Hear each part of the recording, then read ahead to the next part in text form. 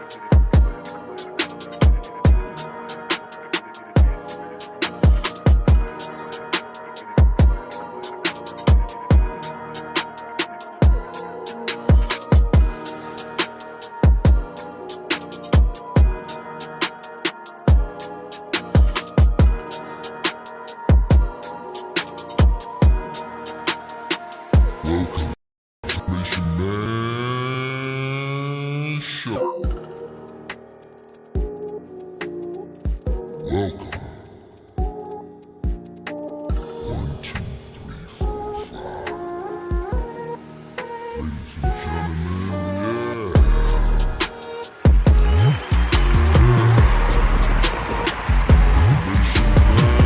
and gentlemen, let's show it, let's show it, let's show it. Tell the truth. Shame the devil, and shame the devil, and tell the truth. Today's freedom. Us. Truth. Tell the truth. Tell the truth. Tell peace, rhyme. The information is in the house.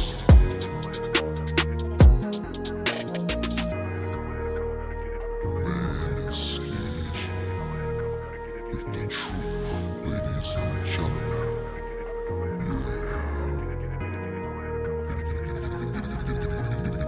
Yes. Yes.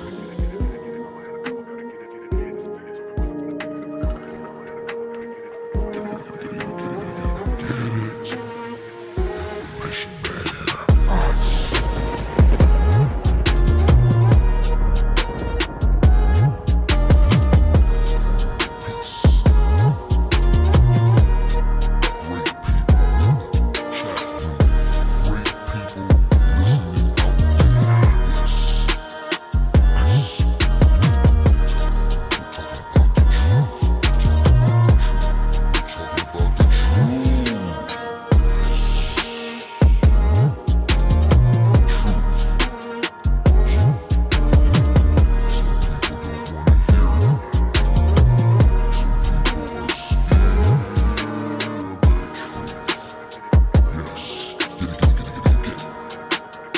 Truth.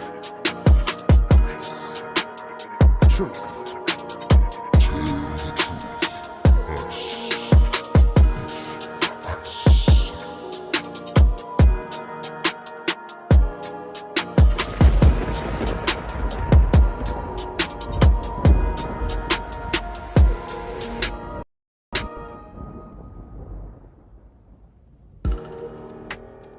You are listening to Information Man. Tell the truth. You are listening to Information Man. Tell the truth.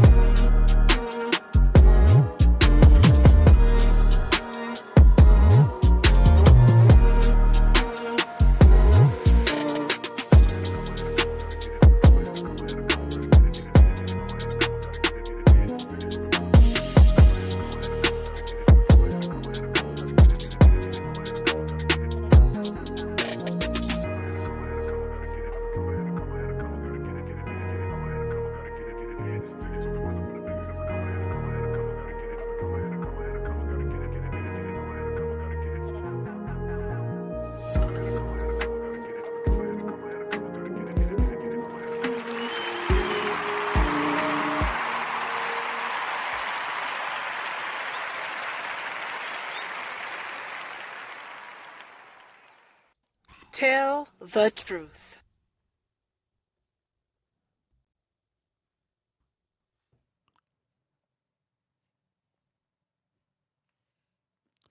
What's up, everybody? Peace. Welcome to the program. Technical issues sometimes can creep up on you. I want to thank everybody out there that has been waiting patiently. This one, I'm going to make some disclaimers with this one today. As you know, there is a lot going on over in Palestine, Gaza, Israel, this whole conflict that's been going on over there. A conflict, ladies and gentlemen, that has been going on before most of us were alive.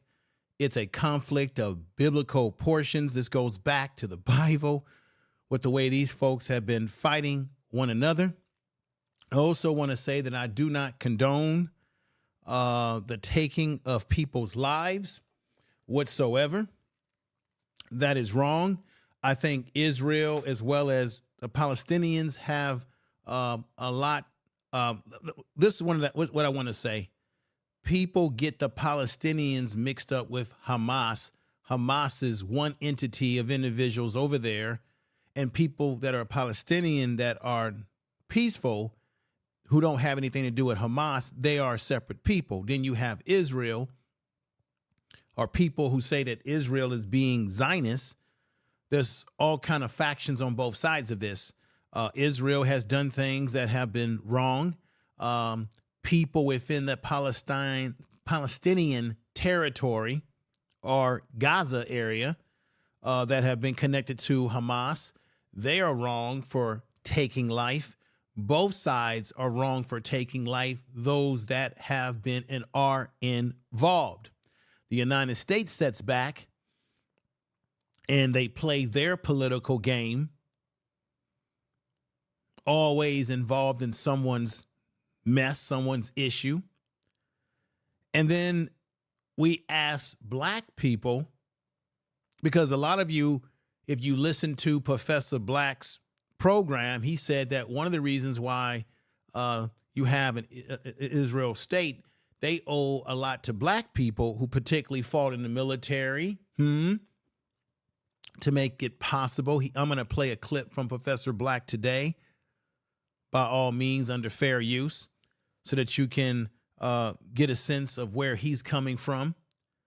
I'm going to say this again. By no means do we want to see people lose their life.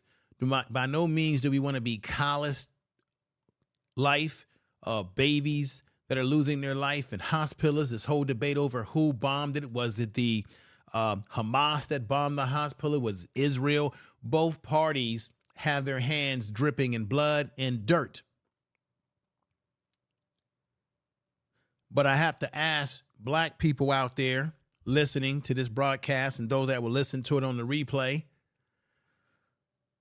what stake do we have in this fight, and why should we be getting involved in protesting and engaging ourselves in this battle in between the Palestinians, or in this case, between Hamas and Israel? Do we understand how we are treated, how black people are treated in both these territories, one in Israel, and how black people, Afro-Palestinians, I'm going to talk about that today, how they are treated? There was a protest at Howard University where black students have taken up protests against what's happening in Palestine because they feel that Howard University has associated itself with certain entities that are financing what's going on over there. And so the black students at Howard are fighting against it. They don't agree with it. It reminds me sort of like back in the day when I was in college, when it was the whole reality about being against apartheid. or apartheid is the proper pronunciation. And you had black people in America who stood up for what was happening to black folks in South Africa. I have to say, we have a fight over here in America when black people are being killed on the streets of America, when we are being harmed in America. Is there anybody putting out an outcry for us? I know that everybody got enthralled with the whole George Floyd situation, right? We saw this global protest around it. And then after it sizzled out, we saw a lot of people using the death of black men like Black Lives Matter to push other agendas, such as sexual agendas about how they want to define the black family or families. We had all these people attaching themselves. And Black Lives Matter has attached itself to this whole issue around fighting for the Palestinians. My question to you all today, listening in the chat room and listening about, when black people are dying out here in the streets, continuing way after George Floyd, where are these other groups that we will march for, we will yell for, we will make signs for? Where are these other groups to support us when we are in dire strait? Where are these same Palestinians or people from Israel to protest against the racist treatment of black folks in Israel and black folks in Palestine? Where are they? You see right here, you have this bare-chested brother right here protesting against what he sees as an injustice. Do we have the same affection for black people? Do black people love black people? Everybody is protesting from colleges around America about this situation. You got black folks out in the street like this, taking photos.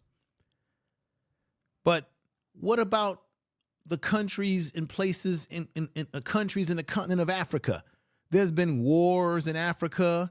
You got the French agitating things in Africa. You got European countries agitating things in the continent of Africa, which is a continent. And you don't see any outcry when you have black people in the continent of Africa, black people around the world that are in civil war with each other in their neighboring countries. Where is the outcry? Where is the protest over that, black people? Where is the protest over the racism that Afro-Palestinians? How can we protest for the Palestinians and say freedom for them when the black people within Palestine, we forget black people are all over the world. This woman that you are looking at right here is a Afro-Palestinian. That's what they call them over there. She's black. Why is it that nobody's talking about the treatment of the Palestinians as well as the Israelis when it comes to how black people are treated in that region? I'm here to set the record straight. Here's another Afro-Palestinian. Look at the beautiful child.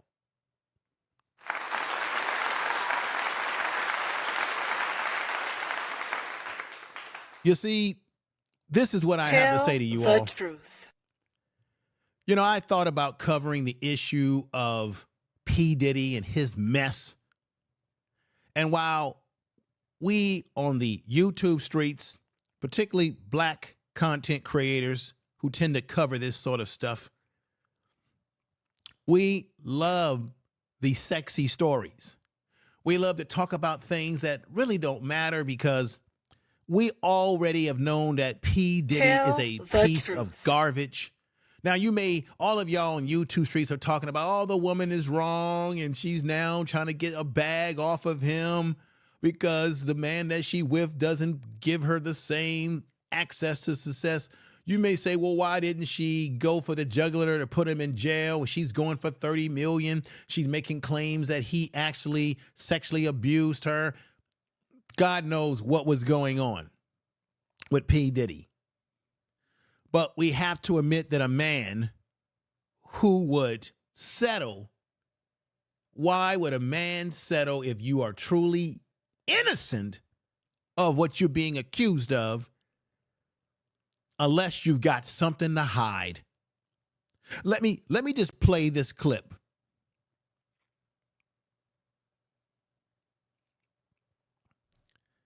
If I even have this clip.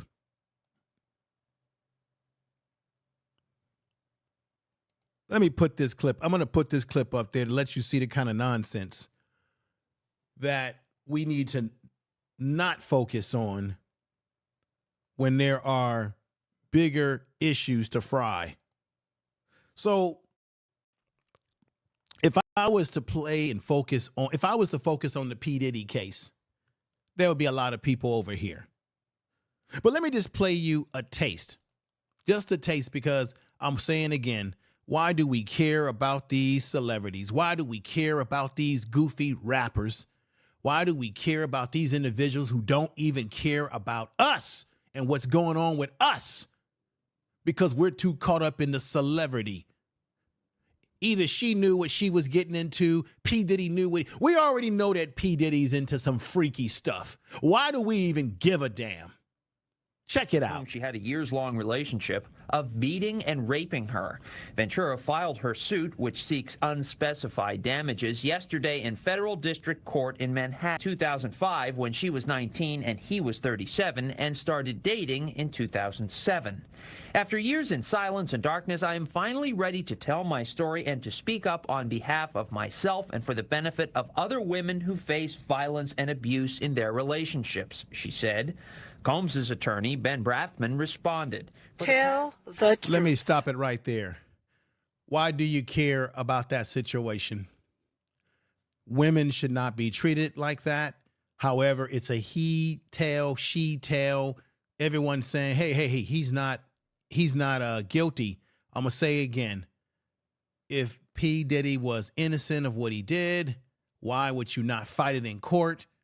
Most time when people take a deal, is because they've got something to hide. Either way, he's been a nasty individual for a very long time. Why are we not surprised by that? While we focus on that BS, we got bigger fish to fry as black people in Chicago are still being put upon by this whole situation with these migrants and what have you. What I want to do, ladies and gentlemen, is I want to tell you something that you need to know. And by the way, let me remind you, Brandon Johnson, the mayor of Chicago, they have a $16 billion budget. They're going to slice out of that $16 million budget, $150 million to go to the migrants. Now, you may say, well, $150 million is nothing but small fries within a $16 billion budget.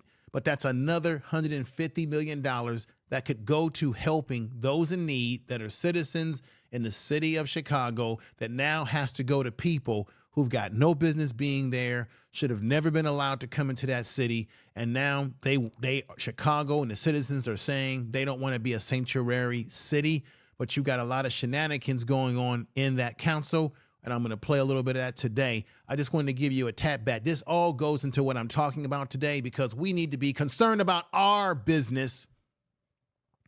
And before we start protesting and trying to support another group of people, recognize that in that country or in that region of Gaza, in Israel, black people like this sister right here are treated like garbage. Yet we've got young black people at Howard University talking about Palestine, free. The black people in Palestine amongst Palestinians are not even treated with respect.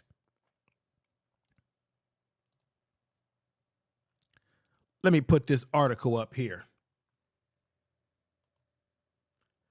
Afro-Palestinians face double the harassment and double the racism.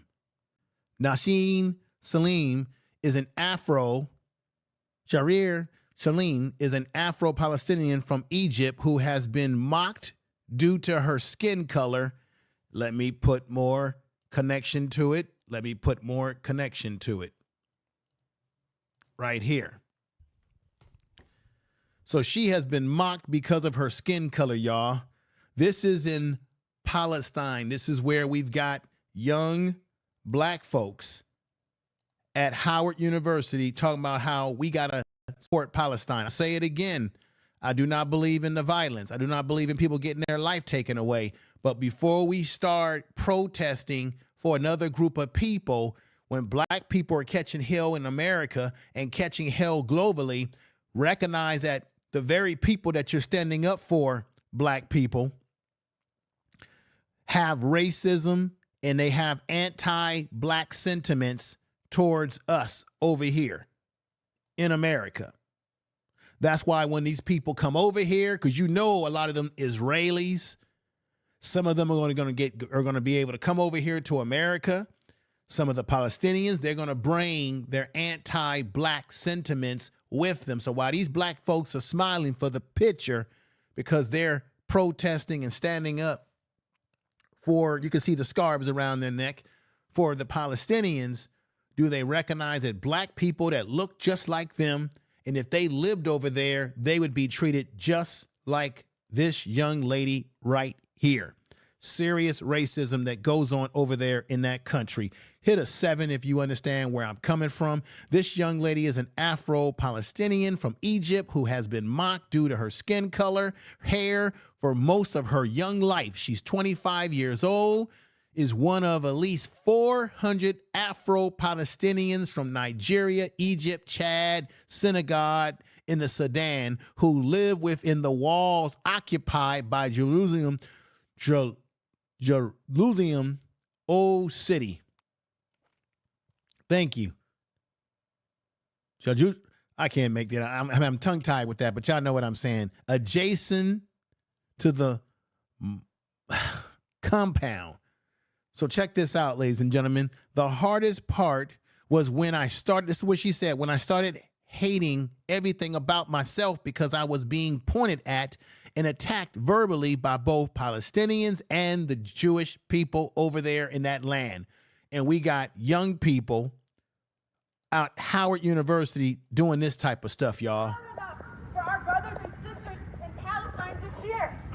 Free, free Palestine! Free, free Palestine! Free, free Palestine! Free, free Palestine! Long live Palestine! Long live Palestine! Long live Palestine! Long live Palestine! So now you've got black youngsters, black students at Howard University in Washington, D.C., who are saying free Palestine, a free Palestine. I get their I get it. They don't like some of the stuff that's happening to the Palestine people, right? I get it. But what they fail to also recognize is that within that population, Jewish population, and within the Palestine population, black people like this young lady right here you see on the screen are being treated poorly, okay? As she says, she at one point was hating herself because of the hate and the verbal attack she was getting both from Palestinians and Jewish everywhere she went. This is a story that she told. She says, we face double the harassment and double the racism for being Palestinian and for being black. So if they're black, they're going to face double the discrimination that the non-black Palestinian, you know why? Because the Israel don't like Israel. You have Israelis over there who don't like Afro or black people. And then if they're now part of the Palestinian nation or Palestinian settlement, they don't like them for that too. Nobody is talking about the black people that live over there and the shit that they're going through in this situation. Check this out. She said this: double the racism for being Palestinian and for being black. Once again, these are examples of our black Palestinian brothers and sisters dealing with the hate and the bullshit that goes on. Just like black people in America, we got to deal with some BS. Okay? She goes on to say that Israeli soldiers are always cussing the black Palestinians and instigating them whenever they pass. No, correct. Interrogating them every time black people walk around in the area minding their own business. They get stopped. Doesn't that sound familiar like it is at home for these black folks in America that you see on this picture for the 7th, if I'm telling the truth? Isn't this what we deal with in America, where we get stopped for driving while black, jogging while black, barbecuing while black, eating ice cream in your apartment while black? Don't black people get harassed wherever we go in this world? Don't we get harassed by the police? Y'all know I'm telling the truth here. So she says they interrogate them wherever they pass. By this is how most people in the community grew up, like this sister right here. Or like this elder right here with the beautiful child.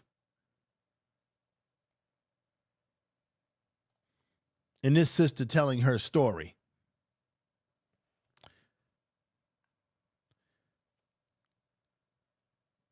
This sister, what she did is she set out to film the violent raids carried out by Israeli forces, okay, at the old city that serves as a popular gathering spot for many Palestinians. She was alone covering the event as they unfolded when she was approached by several Israeli soldiers at the military checkpoint. They assaulted her, following her a brief interrogation. I was taking some video for my work, and the Israeli soldiers knew every journalist in the area, but they decided to focus on her. Why? Because she's black. This is what's going on over there. Growing up as a member of a racial minority, feeling isolated are all too common. Such feelings are shared by other black Palestinians. Some of her earliest memories include racism from both Palestinians and Israel. Playing outside as a child, she said children would point at her and ask why her skin is so dark. She's black because of the sun, her mother would explain, or she's black because God put her in a very hot place. This had a very negative impact on her self-confidence. It was not until I started reading books and learning about her history of Afro-Palestinians that I started to gain confidence and love myself. This is what we're talking about. This sister right here, and many of them like this. So while we got our young people in America talking about how Palestine needs to have freedom, wait a minute. The Afro-Palestinian needs the freedom, my sister. Listen to this sister from Howard University. Walkout. Yeah, so today there was a national call to action for students and really anybody across the country to walk out of class, walk out of their jobs to show solidarity with Palestinian liberation and Palestinian resistance. And so as Howard students particularly, we understand that Black liberation is linked with Palestinian liberation. And so today we came out. Stop it. This is the problem with these young millennials today, or Z generation, don't know history. How can you talk about our liberation is linked with their liberation when black people like this sister right here on the screen are telling you, this sister in particular, this is her story in particular, when black people are not even treated as humans, beings in that land, and have not for a very long time. How can you say about black liberation is connected to Palestinian, revolution or freedom, should I say, when black people over there that look just like you are being treated poorly by the majority of the people that you're fighting for because they're a minority? How can there be freedom for the majority of Palestinians when the minority within Palestine, which are black people, are treated like shit? As well as when you go and look at Israel, black folks are treated poorly over there. And then you say, why should black Americans get involved in protesting for the majority of the people who don't even treat the minority of the people that look like us with any kind of respect? Tell the truth. Can you dig what I'm saying, everybody? If you hearing what I'm saying, you're picking up on what I'm saying, hit the 7s in the chat room. I will be looking for your messages very soon that I will be bringing up. Let's go back to what she's saying. Solidarity. We chanted, we had speakers, we educated, and we informed, because at the end of the day, none of us are free until Palestine is free, and that's why it's so crucial. But the black people in Palestine are not free. Tell the truth. You said you educated people. Have you talked about the black Palestinians or the black people in Israel who are treated poorly, my young sister? This is why not to talk negatively about the Z generation or the millennials, but one of the areas that I always notice is that they don't have a good sense of history sometime. And if she understood the history of the racism that they deal with, she probably would have a better understanding of the situation. When you don't recognize, when we got black people like this brother on here, does this brother on this picture understand and recognize what black people have been going through in that land? And the reason why I'm saying this, for those of us in America who are on who say that we say that we are foundational and all of that, you have to understand, if you were to travel to that particular place, how you would be treated, how you would be dismissed. Understand this. Black Americans supporting Palestine or Israel, when both Palestine and Israel do not support black people in the issues we face in the larger world. Palestinians and Israel have a history of racism towards people who live among both. In this case, black people. Racism and discrimination have been leveled. Thank you, Lisa Jackson, for the $10 super chat. You are listening to Information Man. Please make sure to subscribe to his channel. Thank you for the super chat. Racism and discrimination have been leveled by Palestinians and Israel against Afro-Palestinian communities. It has been claimed that racism on part of the Palestinians against Jewish people has been displayed in the realm of education curriculum. So this racism is in their educational system. It's in government policies. It's in their states, their media, their social media, international policies regarding such issues as land, housing sales, in the statement issued by both the Palestinian Authority governing the majority of the West Bank and Hamas government in the Gaza Strip, in Israel, the Ethiopian Jews in Israel, ladies and gentlemen, in Israel. Keep this. I want y'all to really hear what I'm saying. Look at this beautiful elder right here, a Palestinian black woman with a beautiful child. I want y'all to really hear what I'm about to say. You know that Ethiopians are the original Jews. It says here, in Israel, Ethiopian Jews in particular have faced discrimination from non-black Jews. It has been suggested that the situation of the Ethiopian Jew as becoming white is similar to that of some European immigrants like Poles, Italians who arrived in the United States in the late 19th and early 20th century after black people in America built this damn place. Then they came over, right? And got some of the benefits. I want to say thank you to Lisa Jackson. Let me do this because I've got to put you up here. Tell the truth. And I got to thank you for the super chat that you have just dropped on us and blessed us with today. Thank you, everybody. I see some great people in the chat room. This is the Information Man Show. This is how we do it over here. Lisa Jackson said this: those black Palestinians are actually the true Israelites. Israelites. I don't have a dog in that fight until they understand who they really are. It will be a different stance for me. Okay. We got Jill's Chocolate Boutique. We got RY in the house. We got Mom City in the house saying true.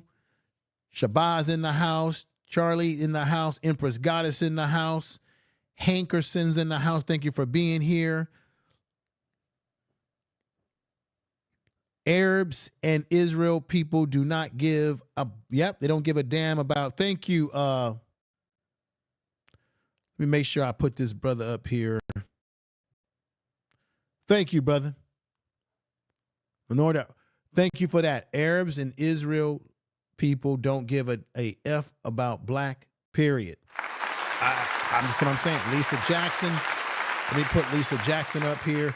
Lisa Jackson, thank you for this. You gave me a $10 super chat from Lisa Jackson. Those black Palestinians are actually the true Israelites. You're absolutely right. I appreciate that. And as a result of you giving me a super chat, you know I got to do this for you right here. Thank you for the super chat. Time to run it all. I wake up. Yeah. I wake up. Flex. Thumb down now. Check. No drip. This. Wet. Time to run it all. No sleep, no rest. Might crash, might wreck. But first I stretch. Time to run it all. I wake up. Flex. Thumb down now. Check. No drip. This. Wet. Time to run it all. No sleep, no rest. Might crash, might wreck. But first I stretch. Time to run it all. 9 out of 10 roll through my hands. I'm by my lonely. Turn to a savage. Now my baby wants to hold me. I love my fans. Don't need no friends. I got my homies. Thought I could trust you, I find out you tried to zone me. I'm number one up on that court, I'm Nick McGrady. The first one in, the last one out, can't call me lazy. Put in my hours, send the invoice and they pay me. I need 6 rings like MJ and Tom Brady. Tell the truth. Tell the truth. Tell the truth. Tell the truth. Thank you for the super chat and anyone else who's given support. If you're hearing the things that I'm saying and you're feeling what I'm saying, put those 7s in the chat room, get the algorithms moving. What I was saying about the young students at Howard University in terms of having an understanding of history, I get what the young lady was saying about freedom and all of that, but where I disagree is that I don't see the link between our struggle in America with their struggle. If the larger majority, what I call by the majority, which are the Palestinians that ain't black, who are the ones in charge of that area in the Gaza, if they are oppressing the minority of people who look like us, then therefore, no, there can't be any freedom unless all Palestinians are getting freedom. In this case, black people like this young lady right here, this elder right here, who are being treated poorly, and this young lady who's done I think she did a movie or some type of documentary. You see her with the camera there. She's a media. She's in the media out there covering this situation and being treated poorly. Okay? Now, I'm going to sell you something that's going to blow you all away. Tell the truth. I want you to get ready for it.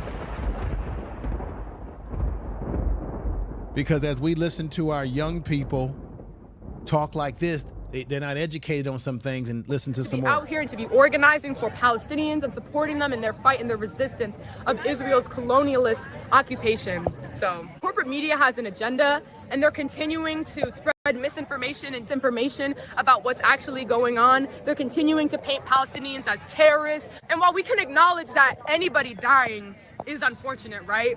We have to acknowledge that Palestinian resistance is always going to be justified as long as they are occupied, right? And so today, and especially for Americans all across the country, be very careful with where you're getting your information from. Be very careful with what sources you're getting your information from. I recommend looking at on-the-ground Palestinian reporters, different organizers, looking at your different local Palestinian orgs like MD to Palestine, Students for Justice in Palestine, so many different orgs, and getting your information from those who are on the right side of history, because the corporate media, it's backing Biden, it's backing this genocide, and that is not what we need to be consuming as Americans.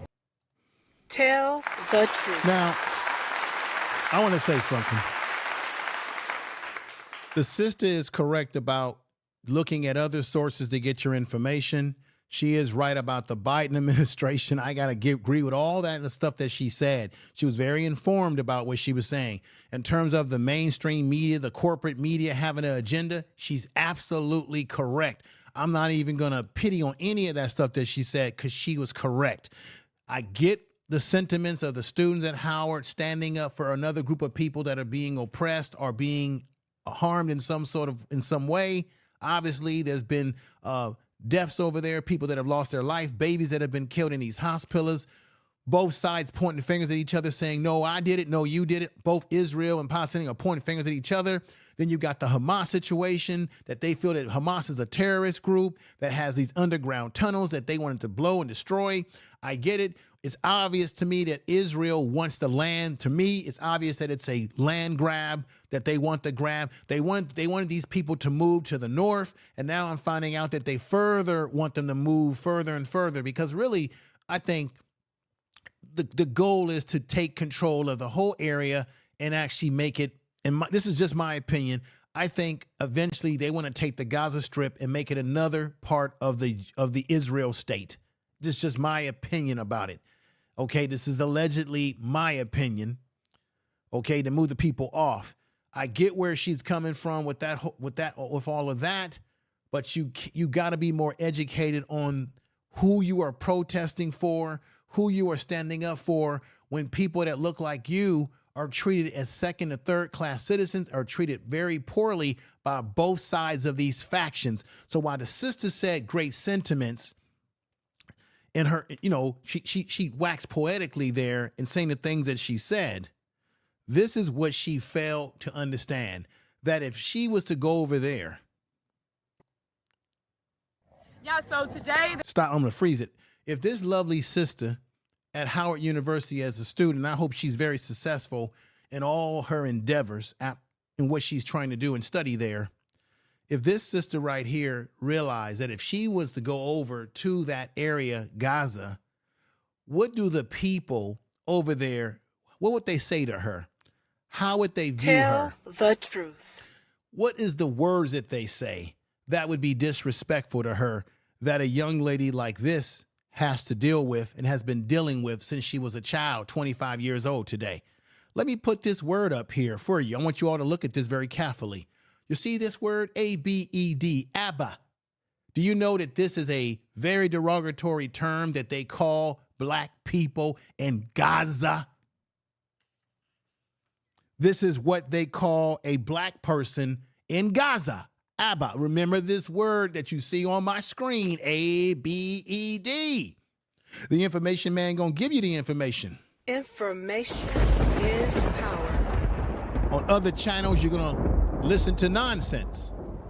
Oh, I could do a story about P. Diddy and get a lot of people over here watching that, but P. Diddy doesn't matter. P. Diddy is a weirdo. P. Diddy is a criminal. We already know this. He's been doing stuff. Why are we surprised by what came out about P. Diddy? Why waste your time? He's been like that for a long time. We knew that R. Kelly was a weirdo. This is more important. ABBA is what they would call all those students all those students at Howard University. ABED, ABAT. What does it mean? Let me break down to you. This means slave or a servant. So when they see a black person walking in that land, they call him an ABAT, which means a slave or a servant. That's how they would see this sister right here talking and waxing. Call to action for students ABAT. and really anybody across the country to walk out of class, walk out of their jobs to show solidarity with Palestinian liberation and Palestinian. Tell the truth. Do you get what I'm saying? Hit the sevens in the chat room. If y'all with me, you know I bring you the hard-hitting content. You know I'm giving, and if y'all like if y'all like what I've been putting in the community tab, hit them sevens too. You know I'm going to give you a perspective that's going to make you think. Tell the truth. That's what they would call her. Now, let's listen to another intelligent young brother from Howard University. I get what they're trying to say, but I don't think they realize that people that look like them are treated poorly by the very majority that they are protesting for, and that they would be treated just like those black people if they were over there. And you notice you got black people that's protesting and they're wearing all the garb, the black and white garb, and they're wearing the colors. When black people are catching hell in America, is anybody wearing our colors? Is anybody protesting for us at high numbers? Don't give me the Black Lives Matter. That's been infiltrated by other groups that have other agendas off the back of black men being deleted in this world. But listen to this young man. He has a $90 million contract with the Department of Defense, and there are students on our campus who don't support our university having relations with militarist interests, because we understand that those corporate militarist interests do not represent the interests of students, do not represent the interests of faculty, or even... Tell the truth. I can really relate to what he's saying, because when I was in college, I got involved in protests and all that sort of stuff, and how you got these corporate interests. He's right, that do not represent the interests of the student and the everyday working person. I totally get that. That happens too frequently, right? Now, basically what he's saying is that the Howard University is in bed with people who are making money off of what's happening over there. These things are real. I'm not denying this. I'm not being critical of what the brother is saying right here, but in terms of those points, but let's get back to him. Right now, because Joe Biden's administration are the people who provide the unconditional funding to apartheid Israel, we have to make it known that we understand that they are complicit in a genocide, and we have to normalize calling them out by continuing to provide context about the ongoing genocide of Palestinians. Now, the truth. The young brother is right about the Joe Biden administration. It's any administration, Republican, Democrat, they all the same, far as I'm concerned, y'all. Tell the truth. Okay. Now, I get what he's saying about the genocide, but does he understand what's been happening to black people, Afro-Palestinians, and black people in Israel that may look just like him? Is he aware of that? Is he educated on that? Does he know that in that land over there, they would... Our message to Joe Biden is that... Does he know that over there they would call him an abat? They would say, oh, he's a slave or a servant. Do you know that they would call you an abat, brother? Or they might even, hell, if you go to Israel, they will call you the N-word too. They know that N-word. Do you know about that, young man, as you're getting your studies at Howard? Do research. You should know about footnoting, research. That's what they tell you in class all the time. Your professors always tell you, do your research. Dig into a story. So while you're talking here about the Joe Biden administration, which, yes, they've got issues, and the money, there's a lot of money being made over this war. We know that. Corporations and all these higher up people are going to make a boatload of money when they go in there and rebuild that whole area. You know that, and you know America is going to have their foothold over there with making money off of this. And they're making money off of this right now because we know that war is a racket, ladies and gentlemen. But does a young brother know that over there, the people that he's protesting for, they see him as a slave or a servant. That's the word abat. Howard University students, HBCU students do not support the drastic and violent escalations that are happening now in Gaza. We want Biden to implement an immediate ceasefire, and we want Biden to stop giving unconditional military aid to apartheid Israel every year, because he keeps saying apartheid Israel. I get why they're saying that. But what about the apartheid that the people who look like you that they call an abat, a slave or servant, what about the apartheid of young women, older statesmen like this, a young woman like this, a young woman that I just told you her story right here, while Negroes are walking around the streets of America with their shirts off like this brother right here, don't realize that, you know, while you're protesting, brother, while you're protesting, they really would call you an abat. You're a slave and a servant. Now, we know that we're not slaves and servants. Tell the truth. But I'm simply trying to make a point here. You see. And see what happens, everybody in the chat room, Earl Owens, Jill's Chocolate Boutique, all of you, Alicia, thank you for being here. Queen, all of you that are here, do you get where I'm coming from? Am I being hyperbolic? Am I being unreasonable in my assessment? Yeah, they're ignorant to because they don't have all the background. And you know why this? I think this is why this happens. I think that especially black people in America, if you haven't traveled around the world, you will begin to think that the only place that black people are is in America and in the continent of Africa, right? And some of the Caribbean islands. We forget that there's black people of many cultures that live all over the nooks and crannies of this society. Tell the truth. Or of this world. Jay the Informant, thank you for coming through.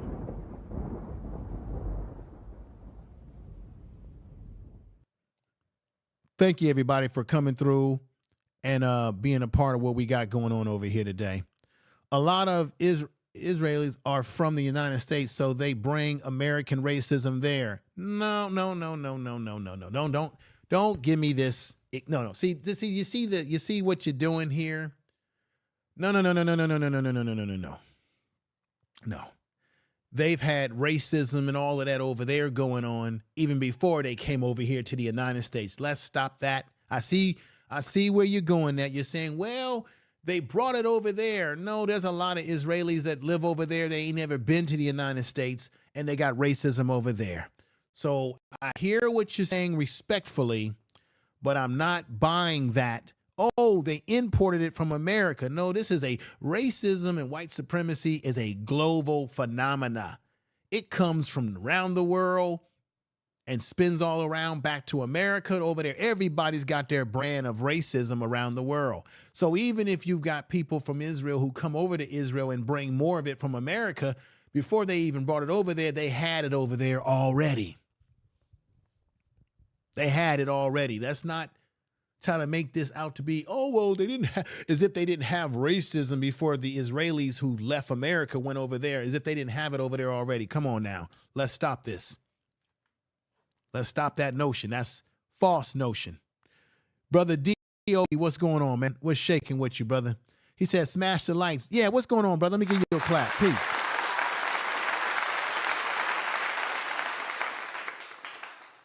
What's going on, Sister G? Empire Goddess, what's going on? We got Mike B in the house. Kendra G is in the house.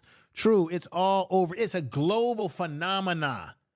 So although what I'm saying is you're right about what you were saying, but that's not the reason why they have that problem, only because people bringing it over there, they were having that, they have those problems with people that didn't import themselves over there, that's been born over there.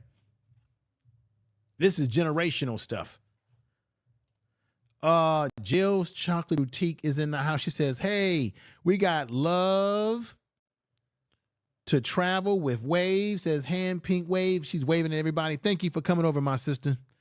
Earl Owens, I think, Owens, wasn't you in the military, brother? I mean, I think when you travel the world, you get a different perspective than just being here in America.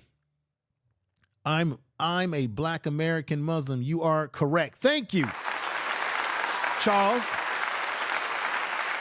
Thank you. I give you all respect for that. Thank you. See, I like when people of the different cultures and backgrounds and people who have traveled around can validate what we're saying here today. Not what we're saying here today. Let me see.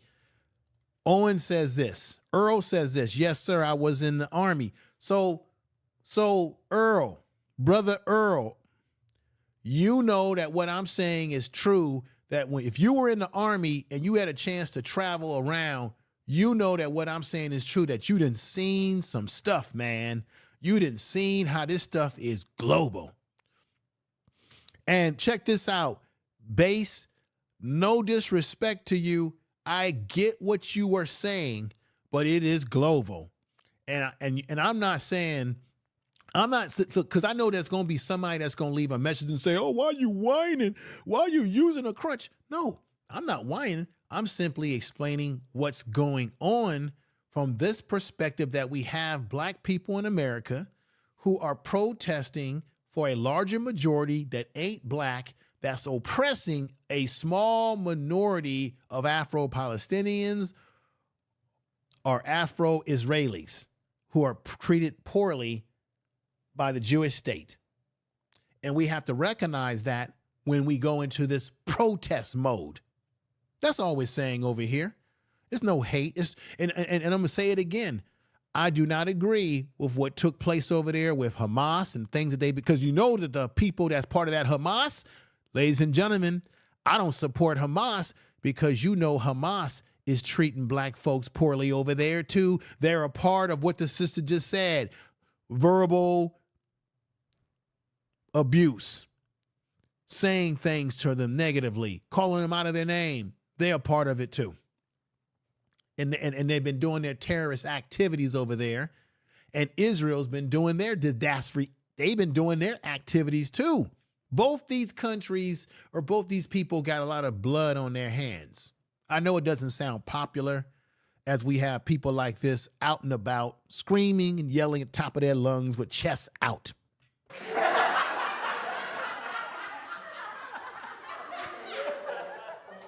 I'm just telling the truth. Tell the truth. I got more for y'all, folks. Remember that Tell word? Remember truth. that word Abba that I said? I'm going to repeat it again. This is the word that they use if you were walking around the streets of Gaza. This is a word that they use for Black people, which means a slave or a servant. This is how they talk to. That was how they would talk to you. Those that prescribe to the racism would talk to you like that over there. Those that subscribe to the racism. Just being honest. I hate to bust the bubbles here today.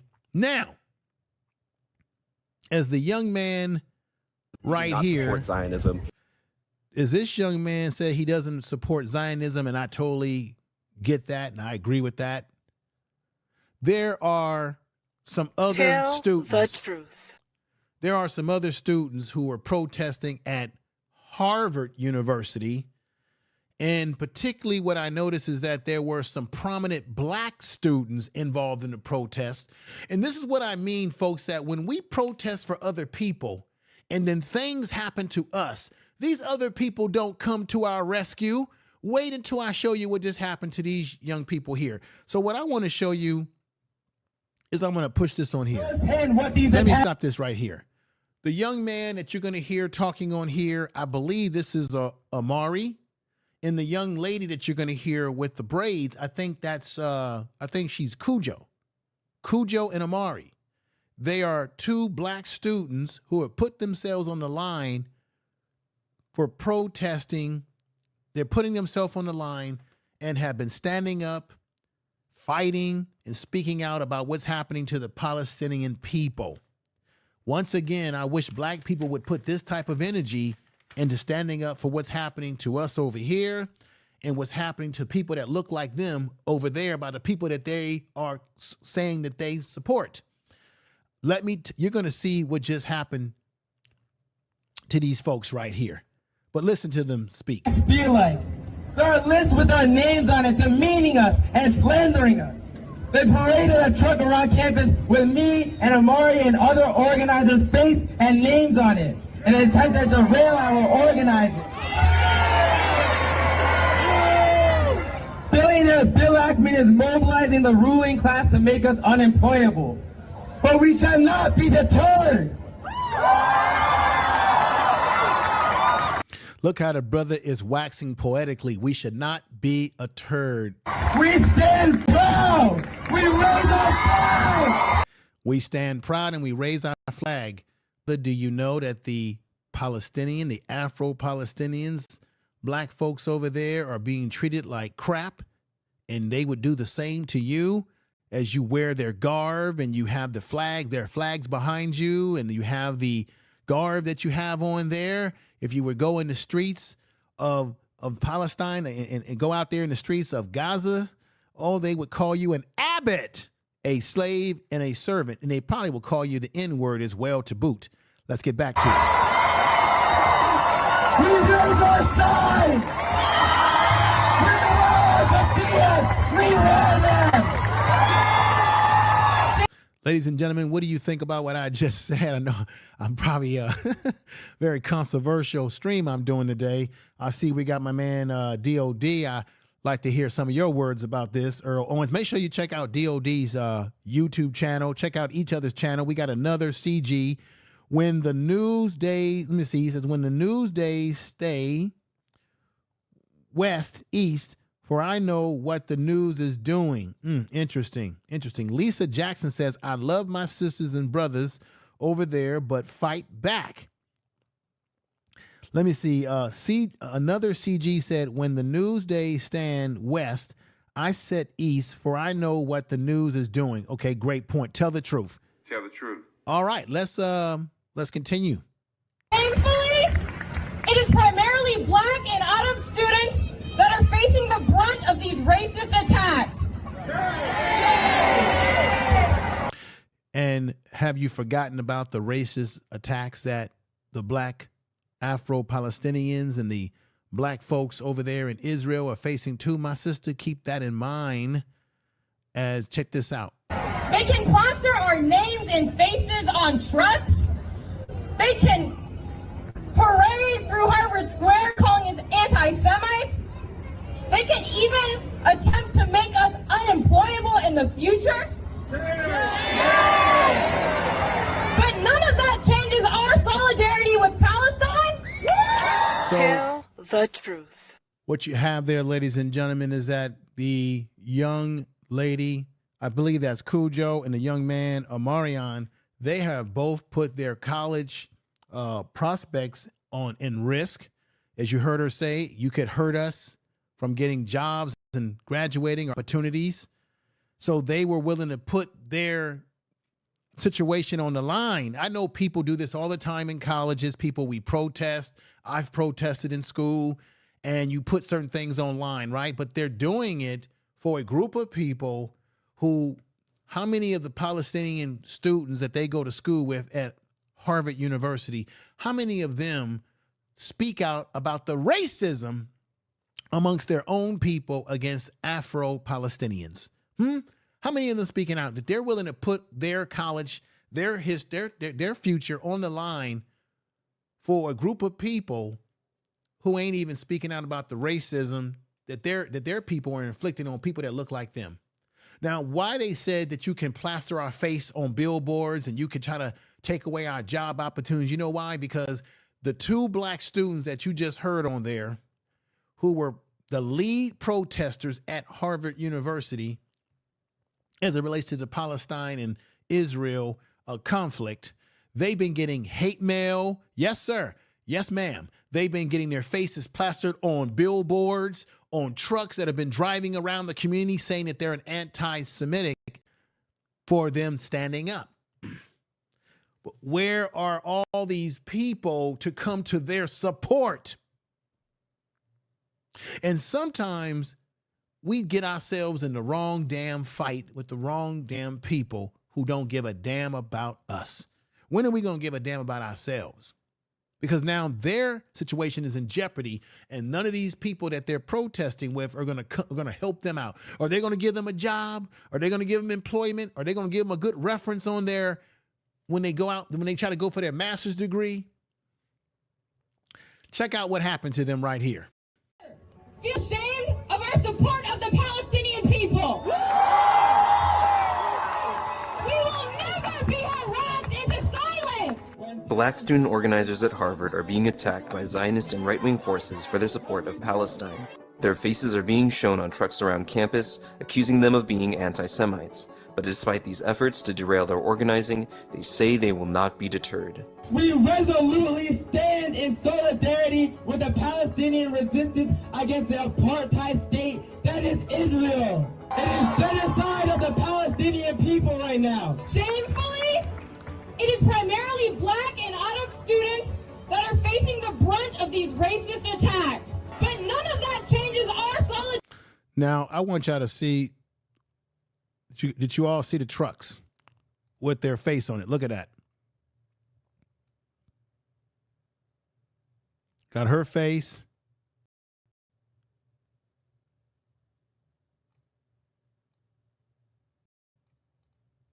Let me play this back. Be harassed into silence. Black student organizers at Harvard are being attacked by Zionist and right-wing forces for their support of Palestine. Their there go her faces face. are being shown on trucks. That's her. See, there go her face being plastered on the billboards and moving trucks saying she's an anti. This is what black young people get for doing what they feel is the right thing.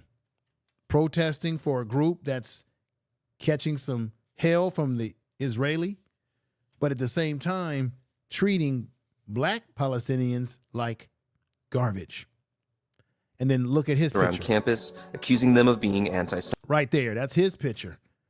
This is what's happening. This is not happening to anybody on that campus. They're being severely outed.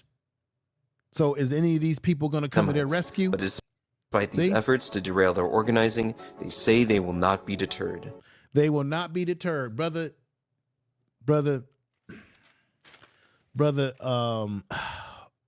Amari, brother, they would call you an abbot. They would call you a slave or a servant if you were walking the streets over there, just so you know. Not that you are a slave, not that you are a servant, but they would call you that, and the N word to boot with it, young man. Tell the truth. Folks, that's not the end of the program so far. We're getting close to conclusion, but I got another one that will blow your socks off. I know a lot of you are familiar with Professor Black on the YouTube streets. He has an excellent channel, and he does a great job of giving you a critical analysis of what's happening in the world. Check this out. We're talking about Israel right now. Okay, well, all the mess that's going on over there. Tell the truth. This is what a representative of Israel had to say about black youth, saying that they would be the main threat to Israel. Can you believe this? This is what Professor Black had on his channel not too long ago. This is going to be fair use for the purpose of educating, parody, critical analysis, and news reporting. Very, very important. Check this out, Professor Black. You're going to hear his voice in this, and I want you to listen very clearly. This is a person, and this is another point that I want to make that Professor Black's going to make on this clip.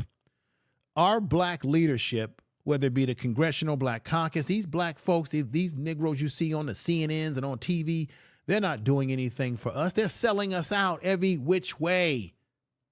This woman comes from Israel. They had some conference and had cheesy things to say about black youth. How black youth are the threat to Israel, yet it was the Hamas that took your life, took life from your people. and you want to throw black people in this as if we're a threat. This is why you have to really do your research before you jump yourself out there protesting for a group of people or an issue and don't even realize that they don't give a damn about you either. Professor Black breaks down in this video how black people, you know that black people, we have fought in every war, every military campaign, that the efforts of black military personnel have a lot to do with Israel getting their state in the first place. But let's hear Professor Black. This is for fair use, news reporting, parody, critical analysis. Check it out. The problem of Israel is with the young generation of the black community. Black Lives Matter starts there.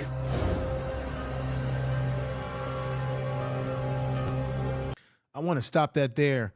She says that the problem and the threat, the major threat to Israel, is this idea of black youth. Can you believe that? The major problem of Israel is with the young generation of the black community. Right there. The major problem with Israel is with the young generation of black. Y'all hearing? This is a diplomat or some sort of, this is the Israel American Council. Check this out.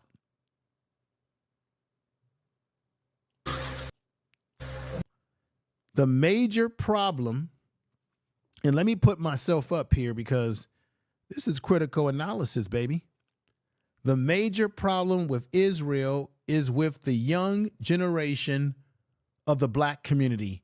Now, why would they? This is a woman from Israel, a part of the Israel American Council. You see, you don't see nobody black on the panel. She's had a conversation with some of our so-called black leaders and black personalities like Van Jones that you see on CNN crying like a baby all the time. You see this? We have to really think about who we're going to support, y'all, because a lot of these folks over there don't give a damn about black people in America. Tell the truth. And not just America, black people globally. Tell the truth. Globally. Let's continue this and I'll let it run. The major problem of Israel is with the young generation of the black community. Black Lives Matter starts there.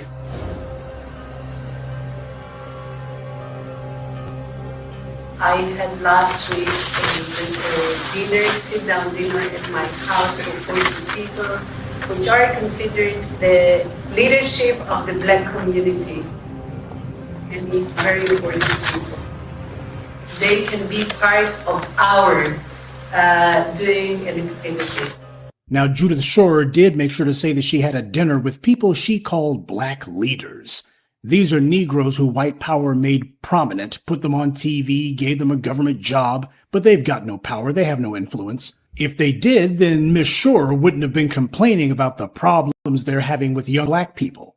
See, they've been giving all this money to the Van Jones of the world, and he can't influence anyone because no black person takes him seriously. But why is a member of the Israeli government saying that young black people are the major problem for Israel? She didn't even say a major problem. She said the major problem. So she considers young black people to be the biggest problem that Israel faces. It wasn't young black Americans who attacked Israel. Black Americans have never attacked Israel. Black Americans are the only reason that Israel even exists. And yet this woman who owes her job and her country to black Americans claims that black Americans are the major problem for Israel? And nobody there stopped her, disagreed with her, or corrected her. Tell the truth. Y'all see what I'm talking about? Professor Black broke it down in his video there, so shout out to him. That was fair use for the purpose of critical thinking, news analysis, and parody. He broke it down. You see what I'm saying? You've got it coming on both ends. Either the Israelis don't like black folks or even the Palestinians that are not black don't like black folks as well. So when black people in America get up here and get into this protest mode, you better do your homework about who you're protesting for and how they treat people that look like you, like this right here, the elder beautiful child, how they treat black folks that have this look, and then black people that are dark skinned, how they talk about them. And guess what? We got a colorism problem here in America. Black folks, we got to get over this colorism stuff as well. Tell the truth. It's the truth, y'all. Y'all know Tell the it. truth. Let me also show you something else, folks. Remember Elijah McClain, how the police treated that young man in, I think it was in Aurora, Colorado. And several weeks ago, I don't know if you all realize this, that the jury found that police officer not guilty for taking that young man's life. I want y'all to hear this news report, because the reason why I bring this up is because while we protest what's happening over in other countries and how we fail to recognize how other people that we protest for don't even like us. They despise us deep down. We got stuff happening here in America where justice is not we're not getting justice. Remember, I don't know how many saw this news report. This was about Elijah McClain. Remember that young man who was minding his own business, walking. He was an introvert. He told the police he was an introvert. They grabbed him over. They injected him with drugs that they had no business doing so. I thought those cops were going to pay the price, and once again, they get off. Check this out. People weren't necessarily listening to what she wanted as far as justice for Elijah, and then certainly in these hearings, we have seen and heard from her. And today, another huge day, hearts, minds, lives changing just a few minutes ago out there in Brighton. We do want to play for you the actual reading of the verdict. What you see right there is, I believe, the mother and an aunt of Elijah McClain. They walked out to court when they got the verdict that sucker, those police, and that one, they were going after another police, and he got off. You're going to see the clip here. Verdict. It happened just a few minutes ago at the courtroom in Adams County. We, the jury, find the defendant, Nathan Woodyard, not guilty of manslaughter, reckless. Nathan Woodyard was one of the police that night. I think he was the one that may have put the injection in him, which ultimately took his life.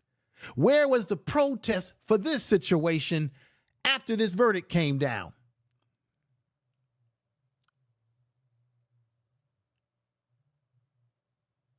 And the lesser included.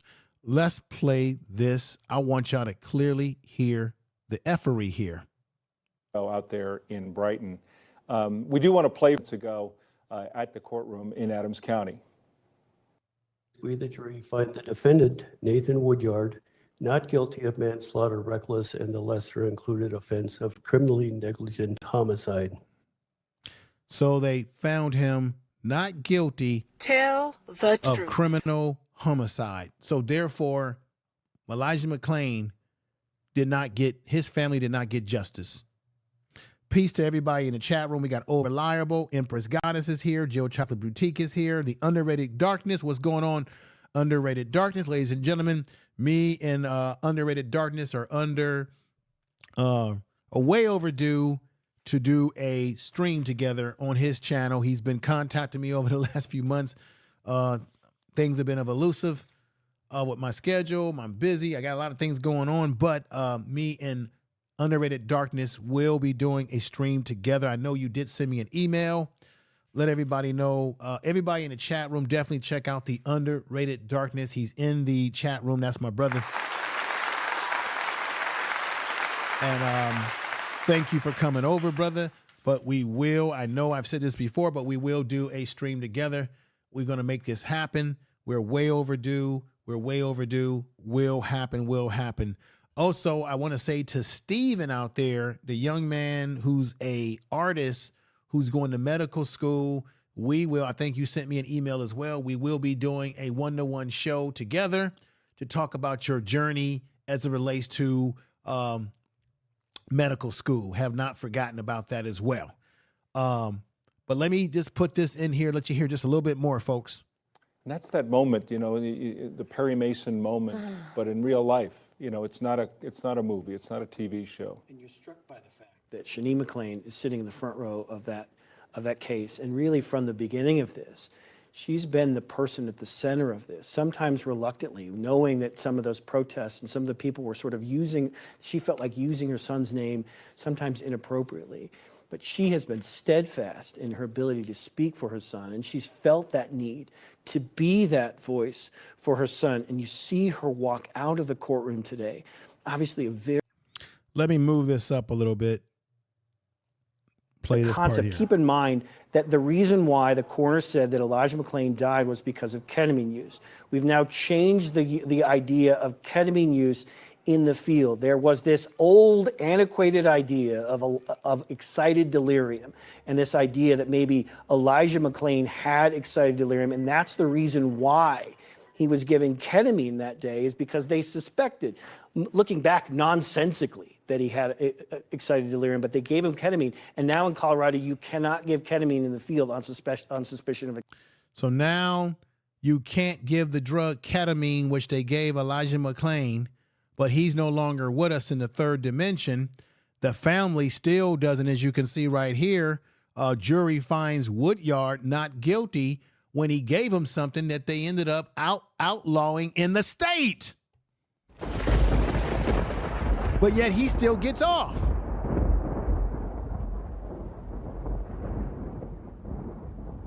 Tell the truth. I want to say, Lisa Jackson, thank you again with the $10 super chat. When will we learn? That's right. When will we learn? When will we learn? As a result of the super chat, here you go, my sister. I wake up, flex, thumb down now, check, no drip is wet, tell them run it up, no sleep, no rest, might crash, might wreck, but first I stretch, tell them run it up. I wake up, flex, thumb down now, check, no drip is wet, tell them run it up, no sleep, no rest, might crash, might wreck, but first I stretch, tell them run it up. Y'all gon' make me take that trip way out to Europe. I call up Nigeria, come through in a hurry. Those London boys don't come to play, you should get worried. One false move, find yourself, they getting buried. You are listening to Information Man. Please make sure to subscribe to his channel. Thank you for the super chat. Tell the truth. All right. What's going on with my man Narratives and Dialogue? Make sure you check out his channel as well as my man Underrated Darkness. He's been rocking with me since the very beginning as well. You know, if I play more of that Elijah McClain, it'll just make you all more angry about the situation, y'all. It's crazy what's going on. Now, as I get close to conclusion, I want to talk about Brandon Johnson. Brandon Johnson at Chicago. Once again, black people are being put upon in Chicago by this migrant situation. Brandon Johnson, as I said, he had a $16 billion budget. He's going to cut $150 million of that for the migrant situation, which is extra money that could be spent for folks in Chicago that are citizens and need it. That's going to be sliced out, even though that's a small fraction within a $16 billion budget. But it is what it is. But let me also tell you something. Tell the truth. They want to get rid of the sanctuary status of the state right now, or of the city. And there was a Alto woman, represented a black woman who was not. This happened some weeks ago. Alicia, you probably heard about this because you're from Chicago. She was not allowed to go into the council chambers because you had someone, a Hispanic councilman, who was trying to stand in her way of making her vote to vote against them being a sanctuary city. This guy got in her way, was very disruptive, trying to stop black people because, of course, he's invested in his people being able to be there, kind of stop her from doing a vote, had no right doing this. And this is why there is no black and brown coalition, y'all. Never has been. Let me let you see the video footage of him standing in the way of the door as she's trying to go in to vote that she had a right to vote on. Now, he's the chair of he's supposed to be like the chair guy, you know, the sergeant of arms, chair guy, whatever you want to call it. And he thinks that he has the right to stand in the way of the door of not allowing this council member, this they called aldermans in Chicago, so she's an altar lady, from getting in. She was very distressed.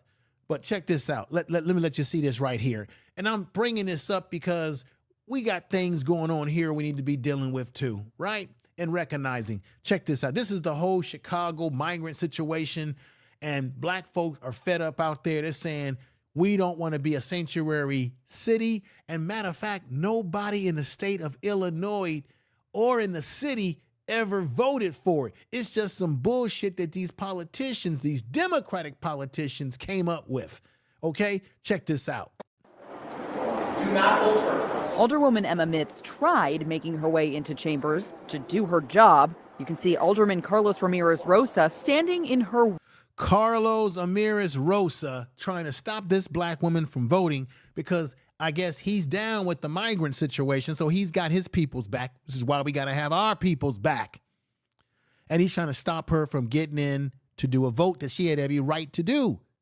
Let's go. Do not hold her. Alderwoman Emma Mitz tried making her way into chambers to do her job. You can see Alderman Carlos Ramirez Rosa standing in her way. He shakes his head when she eventually gets past. But it wasn't until I came into the back room here that I realized what exactly was happening, and that Carlos was holding Emma back and using his body to block her from getting around him to get into the doorway. Alderman Ray Lopez escorts her in. I called her and she was distraught. She said something like this has never happened to her before. Ramirez Rosa was acting in his capacity as floor chair during a vote on whether or not a referendum on the city's sanctuary city status would be on the ballot next March. That is a position that is viewed within the council as someone of leadership. It's a job previously held by Alderman Gilbert Villegas. Ramirez Rosa issued a statement apologizing for his behavior. Well, statement's not enough. For blocking Alderwoman Mitz and for supposedly threatening other alderpeople to abstain from voting. Tell the truth. Crazy, y'all. Y'all see that? Now check this out. This was the aftermath after that happened. Check this out. Ramirez Rosa over what he did on Thursday. Now, this vote came down to the wire. Rosa's vote was removed because of Robert's Rules of Order, leaving a 24-24 split. It was up to the mayor to cast the deciding vote. He voted no, so no censure for Rosa, all over an incident that Emma Mitz, the alderman, says made her feel like she was in the South. Surrounded by members of the Chicago Aldermanic Black Caucus, all wearing black and gold shawls, 37th Ward Alderman Emma Mitz demanded an apology from her colleague, Carlos Ramirez Rosa, after he kept her off the floor on Thursday. Every woman should be respected. No one should overexert their power or their authority on them because they can. It's unacceptable. Moments later, Rosa, who has resigned his committee chairmanship and floor leadership positions, responded. I sincerely apologize to you, my colleague, Alderwoman Emma Mitz, for the disrespectful interaction that we had outside of council chambers and for my overzealous attempts throughout the day to try and convince you not to be part of the quorum. I should have never done that to you. I should have never put you in that position. Please, thank you very much. I feel awful about everything that happened and the role that I played in everything that occurred last week. Okay, folks, I wanted to say this here. Look at that situation. This is who we are as a people. This is what makes us a little different. We are the most forgiving people on this planet and I hate to say what I'm about to say here. Tell the truth. I feel that we are forgiving to a fault. We are forgiving to our own detriment. People can crap on us, talk crap about us, just like what happened in Los Angeles, California, where you had 3 of those Latino council members that were behind closed doors talking shit about black people, and they got in trouble. They got caught on tape. A couple of them were refusing. I think one of them refused to step down, right, from their position. Here you have a situation where this man thought he was above the law. And once again, like we always do, black people, we're so forgiving, we're hugging. Just like when you had that police officer in Dallas, Texas, who shot Baton John, who was in his house eating ice cream, and that officer shot through the door and lied and said she thought that it was her apartment when I think her apartment was on the 2nd floor, something of that nature. And then what happened, she got to crying in the courts. And then you had the family members giving her a hug, and the judge who was black gave her a Bible. Just, we are forgiving to a damn fault. This man disrespected her, and then he wants to give his crocodile tear apology. And of course, she got up and gave him a hug. See? Now, when you look at that, you say, oh, no, Info, that's positive. Right, I get it. All right, she's forgiving him. He's trying to show the only reason why he's doing this is because everybody came down on him. He's trying to save face. Now, he has stepped down as the chair, whatever he was, of this council, right? But I just feel that sometimes black people, maybe it's because a lot of black people are Christian. And so because of the Bible that teaches us to be forgiving and turn the other cheek and all of that, I don't know. I just feel like, why do we always have to be the damn one to forgive somebody and give them a damn hug? And let's be all kumbaya like there's a black and brown coalition when there is no black and brown coalition. I would just like to know, when are we going to wake up to some of these realities? Right now, let's play this back again. And convince you not to be part of the quorum. I should have never done that to you. I should have never put you in that position. Please, thank you very much. I feel awful about everything that happened. She gets and the role up. that I played and everything that occurred. Now, you see the scarf that she has on? All the black aldermen and alderlators, they all wore these black and gold or yellow scarves in solidarity for her and what happened. But here we go. Let's forgive. Let's, we the good black people that forgive. We believe in, the Bible tells us to forgive and love one another, but yet people ain't loving on us. I accept yours. So she hugs him. She says she accepts his apology. Right, everybody claps. But earlier in the day, there was rancor on the council floor as members tried to take up a measure that would put Chicago's sanctuary city status on a ballot, only to see another ordinance come up that would put financial limits on the resources spent on migrants. All right, everybody. A public protest forced a recess of that Rules Committee meeting until noon on Thursday. Wow. Tell the truth. Wow, folks. I don't know what to say, but yeah, that's what's going on in Chicago around this migrant situation. And they're trying to push back the vote to make Chicago a non-sanctuary city all the way to spring. What the hell? Why do you have to wait for spring when you should be doing it right now? Now, there's been some rumors out there that the number of migrants is starting to decrease because it's getting back to people in Venezuela and across the border that Chicago's not a great place to go to right now because it's getting cold, it's snowing, and they're not used to the climate, right? So now they're talking about, well, maybe they should start coming west to California and Texas. Oh, my God, right? Information is power. Anyway, this is crazy. Now, this is another thing I want to talk about. This Rodriguez, this guy that did what he did to her. Let me put this back up here. Alderman, let me put this back. I'm going to put this back on here again. Do not hold her Alderwoman Emma Mitz tried making her way into chambers to do her job. You can see Alderman Carlos Ramirez Rosas. Carlos Ramirez, this is another thing that happened. Tell the truth. This is why black people, we got to be on code.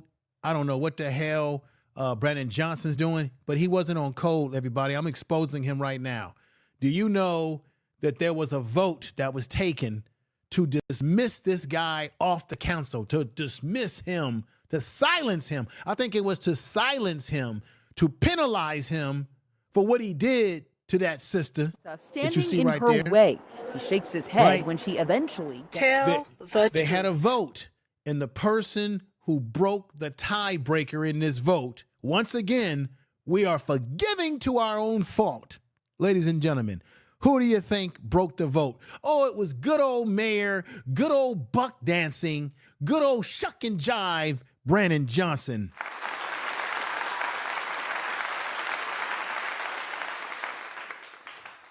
That's right. Brandon Johnson said no to silencing that guy. He said no to the penalty that they were prepared to put on his ass. So once again, he didn't stay on code with black people when it came to one of his own on the city council as an altar lady being disrespected by this guy right here. But it wasn't until I came into the back room here that I realized what exactly was happening, and that Carlos was holding Emma back and using his body to block her from getting around. Using his body to block her, to keep her from getting around him, to go into the chambers to make a vote that he tried to keep her from voting. And Brandon Johnson had the final tiebreaker that could have penalized this dude, meaning they could have put a gag on him where he couldn't talk, he couldn't do A, B, and C. Tell the truth. Now, how many of you think that if that had been a black man tell the truth blocking a female of the Hispanic or Latino or Latinx community or even white community, do you, and let's say Brandon Johnson was not a black mayor, but was a white mayor,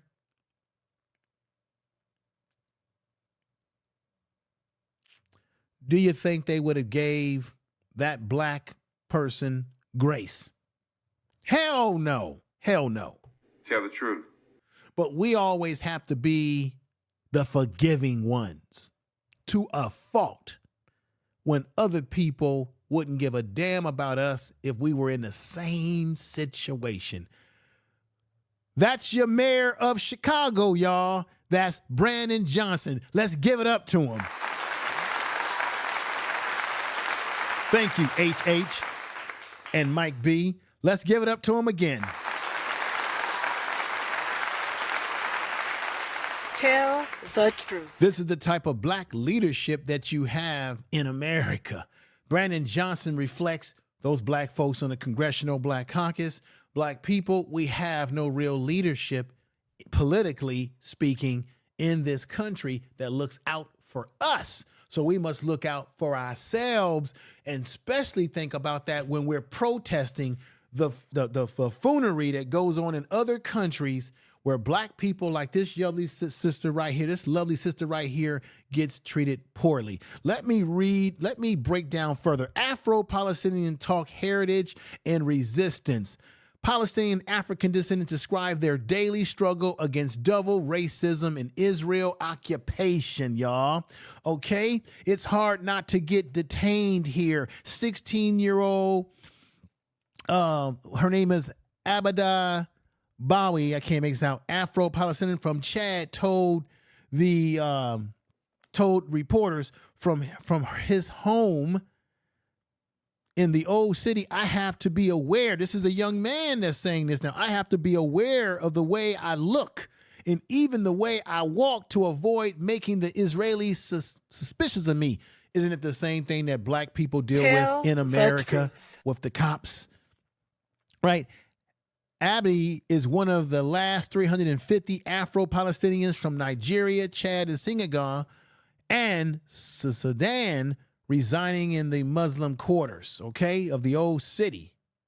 The Afro-Palestinian neighborhood is not the easiest to find, accessible only through Israeli police checkpoint. To get into the black community out there, you got to go through Israeli police checkpoints. Ain't that a damn? Information is power. Where officers interrogate anyone who is not from the local community.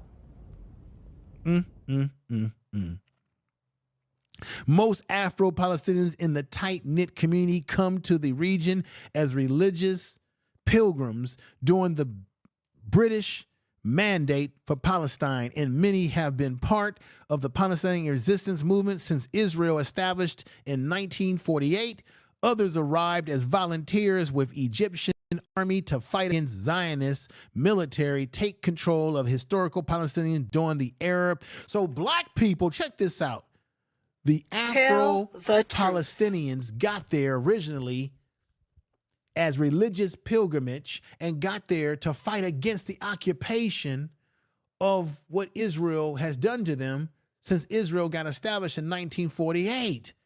And so this is the thanks that Afro-Palestinians get by the larger group of Palestinians that are racist towards them, and of course the Israelis that are racist towards them when they went there to fight for the Palestinians in the first place. So now they're dealing with racism on both sides of the equation. This is the damn shame.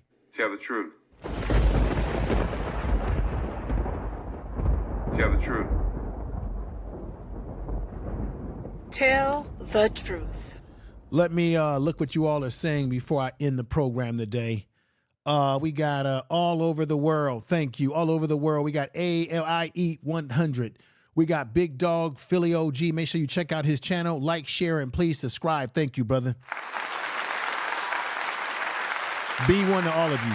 Be one and stay on code by any means necessary. Yeah, you got to be on code by any means necessary. We see the nonsense that's going on. Greetings, HH. We got Empress Goddess in the house who says she's saying hi to somebody. Tell the truth. Jill's Chocolate Boutique. Make sure you subscribe to her channel.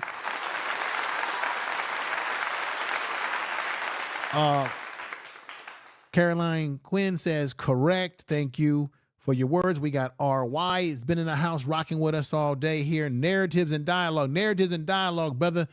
I'm going to go over there and check that video out tonight. I don't know. I was thinking about maybe I should try to get on that panel to try to dismiss any BS that's talked about over there, but I don't know, man. I'm burned out with panels, brother, you know, getting up there, and I don't want to. I'm really burned out with the whole getting on panels and arguing with people who, for the most part, don't know what the hell they're talking about. So I don't know. I'm gonna check it out. Maybe I might be entertained. I don't know if you're gonna get on there and say your piece either, brother. But I might be entertained to do so, or I might just look at a little bit of it and then turn it off. I don't know. I don't know, brother. But I appreciate you telling me about it. B1 for Life is in the house.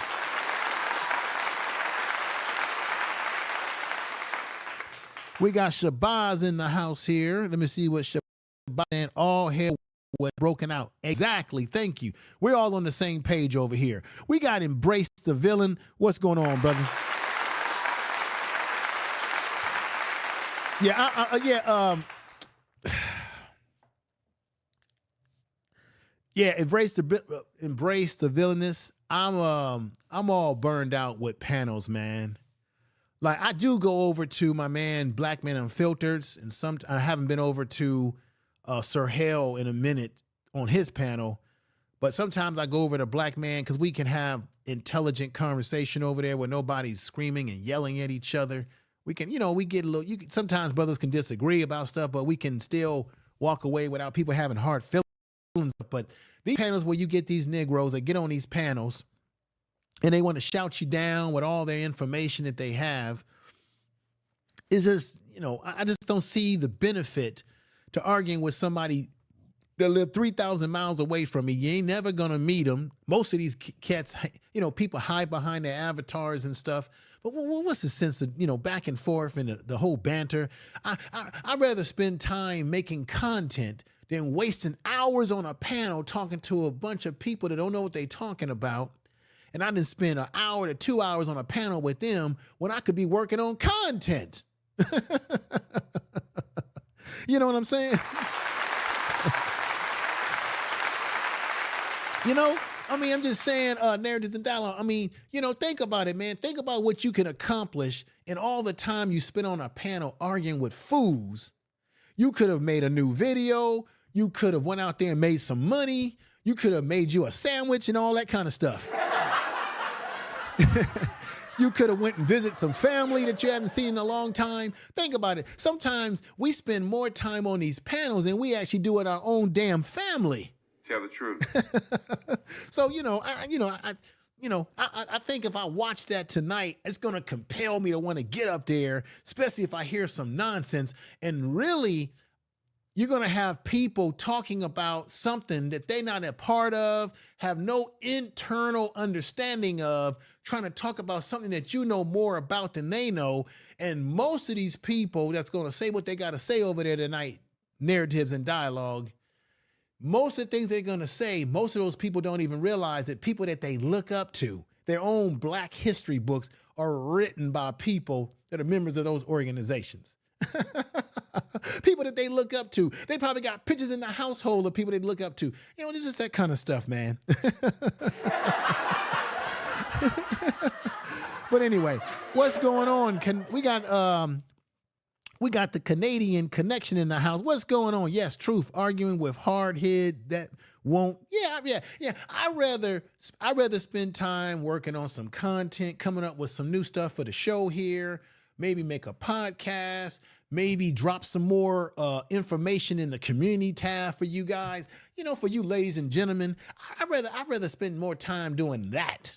You know what I mean? And then I usually go over to Black Men Unfiltered's channel because, like I said, I can get on the panel. I can have a conversation with people, even if I disagree with some things that people say, and we can not argue with each other. We can have some factual, intelligent conversation.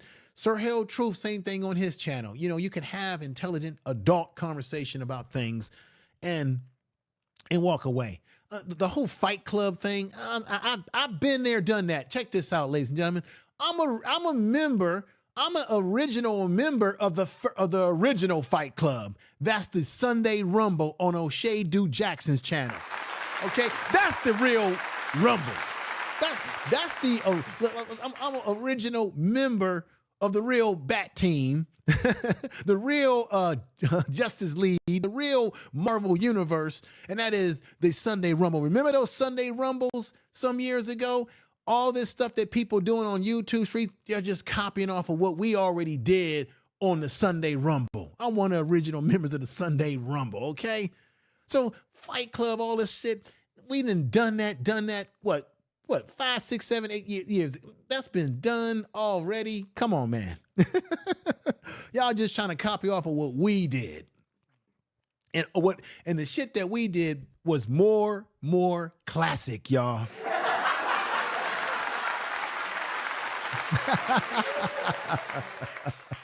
Anyway, let me get out of here. I appreciate y'all so much. Narratives and dialogue, I might get on there if I see you there because that's giving it missing. Yeah, I might jump over there. I just might. I'm gonna check it out. Though. Let's see. We got my man Mike B in the house. Much appreciate you being here, saying facts, traffic was bad. Yeah, be careful out there. If you're out there driving and whatever you're doing over this weekend, be very careful. Now, I got some good news, everybody. I'm taking a little time off. No, not from the YouTube streets, but I got some time freed up this whole week going into this Things Taken Day. Thanksgiving, Things Taken Day. So that means that I'm probably going to go live and give y'all some more content during the week because I'm going to have more time on my hands from the JOB, more time on my hands this whole week. So that is a blessing, taking time off. For you football lovers, sports lovers, you see what's happening at Colorado Coach Prime, a lot of ups and downs over there. Check out my other channel, the Prime Sports Media channel, the sports channel. That channel's doing very well. I dropped a video, another new video over there earlier this morning, a premiere, so check that out. So I got more time this week to probably come back on here and rock the mic and talk with you all you great folks. We're going to see what else is going on in the world. Keep this in mind. No matter what you think about the P. Diddy situation, this is the question I have for all of you. Why would a man settle a dispute with a woman who accused him of what she accused him of? Why would he settle if he's truly innocent, unless he knows that if he goes to court against her, no matter what you think of her, waiting all these years to try to get money out of him, whatever you think of her, why would he settle with her if he is truly innocent of all these things that she's accusing him of, which it could be proved out in court, unless he's afraid that he will be exposed for all the stuff that he's been doing that we already know he's been doing, but it would be confirmed in court and would make him look guilty, not only in the eyes of public opinion, but in court. What do you all think about that? Tell the truth. Shalom, Lisa Jackson. Thank you for your support today. Great support by you today. Let me see. They're speaking on black youth organizations while anti-black and letting white racists on to speak about it too. Oh, they're going to let white folks get up there and run their mouth about it? Oh, please. Now I might have to make an appearance now, Narratives and Dialogue. Now I may have to... Oh, no, that's going to be terrible. Okay. Anyway, I got to get out of here. I'm going to do my best to check that out, Narratives and Dialogue, and see what they are talking about. Mike B says, oh, whoa, you use that app. Nice. Oh, whoa, you use that app. Nice. Wow. Everybody, let me just tell you that you all are great people in the chat room. All of you are great folks. I appreciate you being here. I appreciate your support. I appreciate everything that you guys do to make this channel rock and do what it does each week. One of my failures, and I keep saying this, is that I need to put more content out than what I'm doing on this channel to get me more into the algorithms more and more. Realize that. But I appreciate the time that you guys wait and you spend to come over and watch my videos, watch my live streams, and all that you do. So with that said, I salute you all with a great respect to you.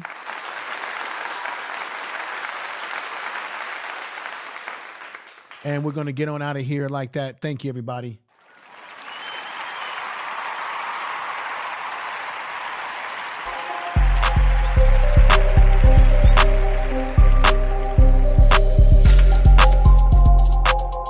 Peace, everybody. I'll see y'all around the YouTube streets.